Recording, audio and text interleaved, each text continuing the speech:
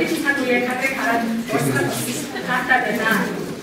За та бүхэн өдрөө бичиж байгаа хэд болгоны 12 сарын 1-ний ямар өдөр болсон бэ? Дэлхийн нийтээр КТГ-ийн зовын асуудал анхаарал хандуулах өдөр болгож байна. Тэгээ улс орн болгон тэмдэглэн өнгөрүүлж байгаа. Тэгэхээр энэ өдрийг тохиолдуулаад нэгдсэн үндэсний байгууллагын хүн амын сан Монголын оюутны холбоо хамтраад нийт оюутан залуучуудын хаалт бас КТГ-ээс сэргийлэх талаар мэдээлэл олгох зорилготой судалгааны аяыг бол 5 ихтэй сургууль, Улаанбаатар хотын 5 ихтэй сургууль явуулж байна.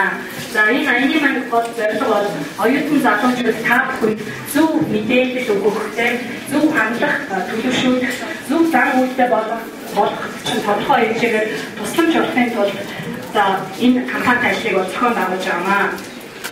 За 1981 онд бол анх КТГ-ийн халдварыг Америкийн нэгдсэн улсад бол илрүүлж нээсэн байгаа.